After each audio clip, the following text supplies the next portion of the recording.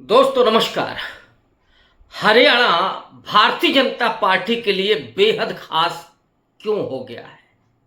लोकसभा चुनाव में भारतीय जनता पार्टी की जो दुर्गति हुई है, दुर्गति मैं उस सेंस में कह रहा हूं कि जिस पार्टी का लक्ष्य अब की बार 400 पार रहा हो और वो 240 पर आकर के अटक गई हो, तब जब उसके पास सारे के सारे टूल्स रहे हों चुनाव के, चुनाव आयोग से लेकर के और गोदी मीडिया तक, ईडी सीबीआई से लेकर के और कारपोरेट तक, सब नरेंद्र मोदी के हाथ में थे।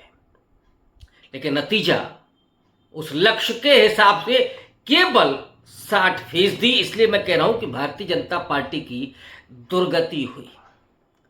जिस हरियाणा में 10 लोकसभा की सीटें थीं और 2019 में 2014 में 10 में से 10 सीटें यानी 100% स्ट्राइक रेट बीजेपी का था, वो घट करके 50 पर आ गया। 24 में केवल 5 सीटें मिली और ये 5 सीटें तब मिली थीं जब लोकसभा चुनाव के ठीक पहले मनोहर लाल खट्टर को नरेंद्र मोदी ने ड्रॉप करके नायब सिंह सैनी को मुख्यमंत्री बनाया था। नायब सिंह सैनी खास इसलिए हैं कि वो अति पिछड़ा समाज से आते हैं और देश के उत्तर भारतीय जो सूबे हैं, मैं दक्षिण के विषय में बहुत नहीं जानता, हालांकि सामाजिक परिस्थितियां लगभग एक जैसी हैं, लेकिन उत्तर भारत के बारे में जो मेरी अपनी समझ है, जो जानकारी है, उसके आधार पर अति पिछड़ा समाज बेहद खास है आज के डेमोक्रेटिक पॉलिटिक्स के लिए, चुनावी राजनीति के लिए। और भारतीय जनता पार्टी इस ताकत को समझती है, इसलिए उसने नायब सिंह सैनी को मुख्यमंत्री बनाया था। लेकिन अभी ज्यादा लंबा वक्त नहीं हुआ, मोदी जी सिर्फ 100 दिन पार करके पहुंचे हुए हैं। कल नरेंद्र मोदी का जन्मदिन है, 17 सितंबर है, और पहला इलेक्शन होगा लोकसभा चुनाव के बाद हरियाणा का।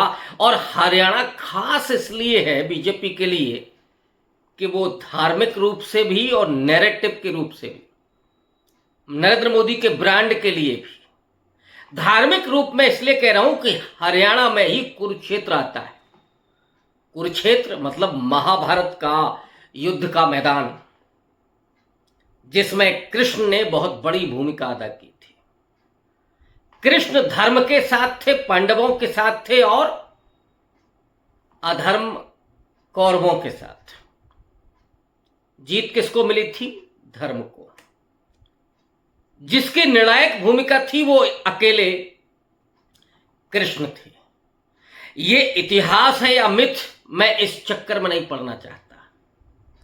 लेकिन हरियाणा का अहीरवाल अगर बीजेपी के साथ ना हो तो बीजेपी कभी चुनाव नहीं जीत सकती। और भारतीय जनता पार्टी ने दिल्ली से सटे हुए हरियाणा के तमाम जिलों में जो सांप्रदायिकता फैलाई हुई है, जो उग्रता है हिंदुत्व को लेकर के, गाय को लेकर के, और वहां तो माता की चौकियां बहुत होती हैं, जागरण बहुत होता है। अभी आपने देखा होगा, कुछ ही दिन पहले की बात है, 2-3 दिन पहले मोदी जी ने एक वीडियो जारी किया था जिसमें कहा यह गया था कि प्रधानमंत्री आवास में एक गाय ने बछड़ा दिया और उस बछड़े को दुलार रहे हैं मोदी जी, उसको पुचकार रहे हैं, और सामने देवी दुर्गा की मूर्ति है। ये जो दिखा रहे हैं मोदी जी, उसमें कोई भक्ति नहीं है, ना उस बछड़े के प्रति प्रेम है। बछड़ा शैशव अवस्था में है, लेकिन नरेंद्र मोदी अपनी सांप्रदायिकता को इतने बारीकी से खेलते हैं कि आपको सामान्य नजरों से नहीं दिखाई पड़ेगा। उसके लिए जरा पॉलिटिकल चश्मा लगाना पड़ता है, राजनीति को समझना पड़ता है। एक तरफ तो दुर्गा जी का वो मंदिर है, दूसरी तरफ गाय का बछड़ा है, जिसके बारे में कुछ ही दिन पहले नायब सिंह सैनी ने कहा था, जब एक मुसलमान की लिंचिंग हुई और वो भी गलत तरीके से, गलत आरोप के चलते। लेकिन नायब सिंह सैनी ने जो जवाब दिया उस पर, उन्होंने कहा कि बड़ा इमोशनल मुद्दा है हरियाणा में गाय का, इसलिए हो सकता है। अब आप समझ सकते हैं कि मोदी जी कहां खेल रहे हैं। और गाय, बछड़ा, ये कृष्ण से भी जुड़ा हुआ है। हालांकि कृष्ण के यहां भले ही योगी जी कुछ भी कहें कि एक हाथ में उनके बांसुरी है तो दूसरे हाथ में सुदर्शन है, झूठ बोल रहे हैं योगी जी। जिस हाथ में बांसुरी है उस दूसरे हाथ में कृष्ण के कुछ भी नहीं है। वो त्रिभंगी लाल की मुद्रा है कृष्ण की। मैं तो हिंदी का विद्यार्थी हूं। जिस हाथ में सुदर्शन चक्र है फिर उस दूसरे हाथ में बांसुरी नहीं है। और वो मुद्रा महाभारत की है, युद्ध के मैदान की है। भारतीय जनता पार्टी के लिए हर चुनाव युद्ध का मैदान है। और हाथ में सुदर्शन ही होता है। वो हरियाणा में चुनाव है तो वहां लिंचिंग, महाराष्ट्र में आगामी समय में चुनाव है तो वहां लिंचिंग। बहरहाल लौटते हैं मुद्दे पर कि क्या सामाजिक और राजनीतिक परिस्थितियां हैं हरियाणा की और इस चुनाव में होने क्या जा रहा है। तो थोड़े से आंकड़े पहले समझ लेते हैं। 10 लोकसभा की सीटों वाला हरियाणा 90 विधानसभा का राज्य है। और 90 का मतलब है कि 46 सीटें जिस राजनीतिक दल को मिलेंगी वो सरकार बनाएगा। पिछले 2 बार से भारतीय जनता पार्टी लगातार वहां चुनाव जीत रही है। खट्टर साहब करीब करीब 10 साल, थोड़ा कम रहे। नायब सिंह सैनी इस समय वहां पे मुख्यमंत्री है। ये चुनाव क्रूशियल इसलिए है बीजेपी के लिए, और मैं तो कहूंगा कांग्रेस के लिए भी। और कांग्रेस के सामने चुनौतियां क्या हैं ये भी आखिरी में आपको बताऊंगा कि Rahul Gandhi leader of opposition बने हैं, पहला चुनाव उनके लिए भी है। राहुल गांधी जो देश से लेकर के और अमेरिका तक लोकप्रियता हासिल कर रहे हैं, उनकी एक एक बात को लेकर के डिस्कशन हो रहे हैं, विवाद पैदा किए जा रहे हैं बीजेपी की तरफ से। और आज तो एक महानुभाव ने, जो शिवसेना के विधायक हैं, उन्होंने तो 11 लाख की इनाम घोषित कर दी। राहुल गांधी की जो जीभ काट करके लाएगा उसको 11 लाख रुपया दिया जाएगा। इस पार्टी को हो क्या गया है, उस पूरी विचारधारा को यह समझा जा सकता है। उन्हें डराना है और राहुल गांधी की इमेज का पैशाचीकरण करना है। अब वो इमेज को अब खराब नहीं कर रहे हैं, मजाक नहीं बना रहे राहुल गांधी का। वो अब राहुल गांधी का पैशाचीकरण कर रहे हैं, नेगेटिव उनकी पूरी छवि बना रहे हैं। तो हरियाणा पहला राज्य है लोकसभा चुनाव के बाद। अब बीजेपी की मुश्किल क्या है, बड़ी जबरदस्त एंटी इनकम्बेंसी है। उसके पीछे के कारण क्या है?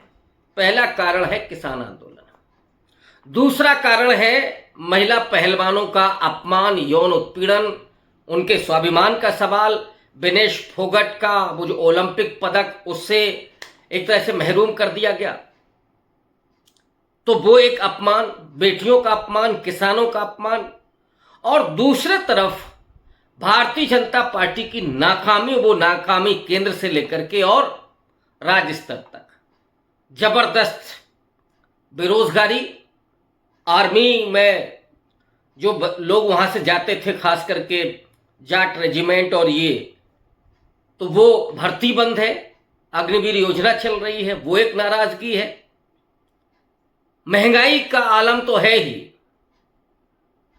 अब ये जो स्थितियां हैं उसमें भारतीय जनता पार्टी इस वक्त एक तो अंदरूनी कलह से बहुत जूझ रही है। मनोहर लाल खट्टर का सारा कब्जा है नायब सिंह सैनी तक। पत्रकार तो यहां तक कह रहे हैं कि साहब उनका स्टाफ तक नहीं है, नायब सिंह सैनी का स्टाफ भी मनोहर लाल खट्टर का है। लेकिन जो मनोहर लाल खट्टर नरेंद्र मोदी को अपने बुलेट पर बिठा करके चलते थे, उनके लिए खाना बनाते थे, रसोइये थे एक तरह से, और एक साथ दरी पर सोते थे, वो मनोहर लाल खट्टर कितने निकम्मे निकले कि उन्होंने हरियाणा के लिए कुछ नहीं किया। हालांकि दोनों लोग बेहद एक ही तरह की रुचि वाले हैं। दोनों लोग कपड़े भी बहुत अच्छे पहनते हैं। दोनों ही लोग अकेले हैं जीवन में। मनोहर लाल खट्टर तो खैर गैर विवाहित हैं, शादी नहीं किए हैं। मोदी जी ने शादी की, पत्नी नहीं है। लेकिन अब वो मनोहर लाल खट्टर नरेंद्र मोदी भुला चुके हैं उनको। अभी कुरुक्षेत्र में उनकी जो रैली हुई थी वो रैली बेहद फ्लॉप थी। लोग बता रहे हैं कि 5,000 से ज्यादा भीड़ नहीं थी। कुरुक्षेत्र जैसे इलाके में जो महाभारत के युद्ध का केंद्र था, जहां से मुख्यमंत्री नायब सिंह सैनी चुनाव लड़ रहे हैं और वहीं पर उनका चुनाव फंसा हुआ है। मोदी जी को यह कहना पड़ा कि ये आपका बेटा है, इसको आशीर्वाद देना है। और वहीं पर मोदी की हालत पतली है, बीजेपी की हालत पतली है।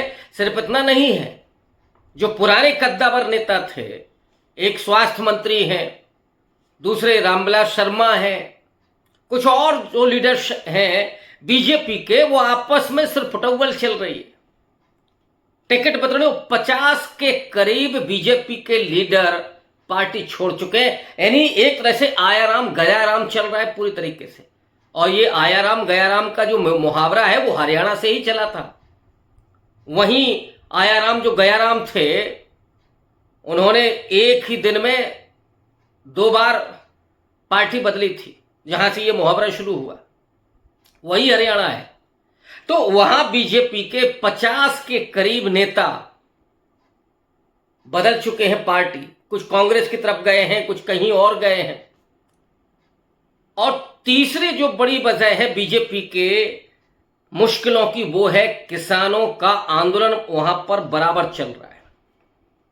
अब आंदोलन ही नहीं चल रहा है, किसानों पर लाठियां बरसाई गई थी, गोलियां मारी गई थी, आंसू गैस के गोले छोड़े गए थे, किसानों को अपमानित किया गया था। कितने 800 के करीब किसान शहीद हो गए उस आंदोलन में। किसानों से नरेंद्र मोदी ने झूठा वादा किया। अब संयुक्त किसान मोर्चा और किसान मजदूर मोर्चा वहां सक्रिय हुआ है। एक तो दिन पहले ही जींद में महापंचायत हुई है किसानों की, एसकेएम की, संयुक्त किसान मोर्चा की, और उसने शपथ ली है किसानों ने कि हम बीजेपी को सबक सिखाएंगे। और यही शपथ ली है किसान मजदूर मोर्चा ने। और इस समय वो लगातार भारतीय जनता पार्टी के जो भी टिकटार्थी आ रहे हैं, जो भी चुनाव प्रचार में अब शुरू होंगे, उनका विरोध करेंगे खुले तौर पर। और पहला विकेट बीजेपी का गिर गया।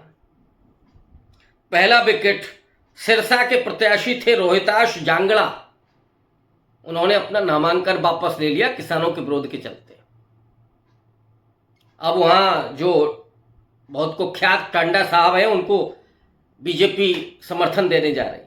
गोपाल कांडा बहुत कुख्यात वहां के व्यक्ति हैं, राजनेता हैं। तो भारतीय जनता पार्टी के हालात एकदम से खराब हैं, अंदरूनी टूटन है, महिलाओं के सम्मान स्वाभिमान का, बेटियों के अपमान का सवाल है, पहलवानों का सवाल है, किसानों का मुद्दा है। और किसानों ने कमर कस ली है कि बेटा छोड़ेंगे नहीं हम। और नरेंद्र मोदी का फ्लॉप शो है।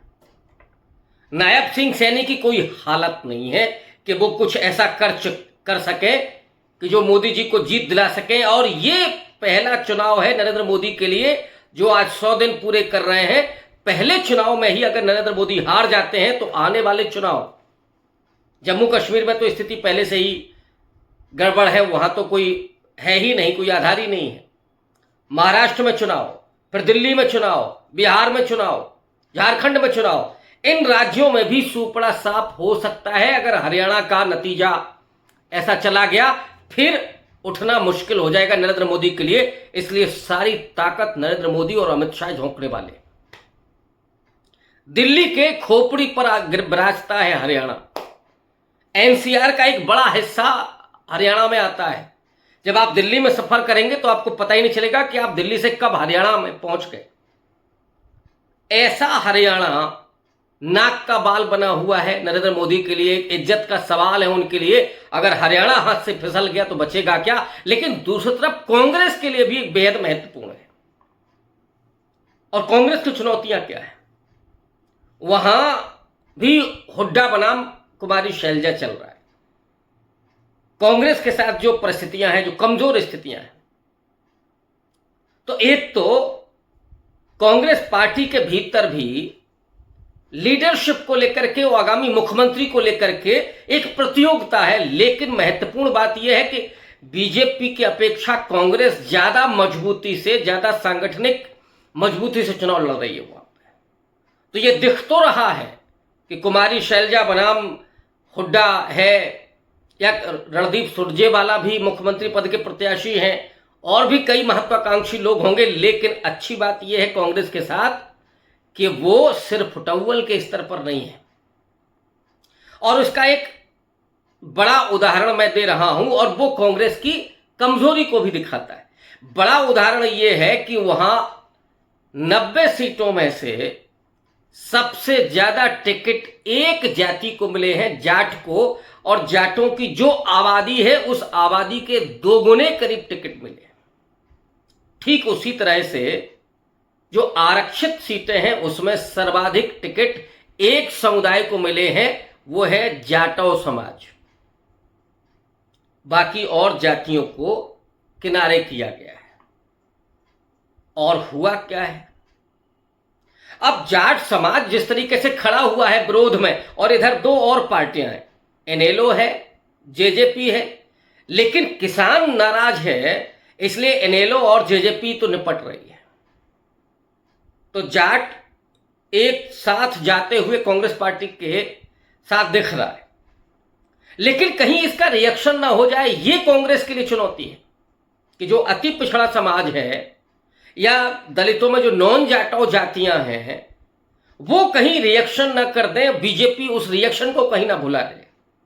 तो जो राहुल गांधी लगातार प्रतिनिधित्व की बात कर रहे हैं, जिसकी जितनी आबादी उसका उतना हक कह रहे हैं, कहीं हरियाणा में यह सवाल ना खड़ा हो जाए कि साहब जाट की आबादी 20%, 25%, तो टिकट उनको कितने मिलने चाहिए थे उतने ही, लेकिन टिकट मिल रहे हैं उससे दोगुने।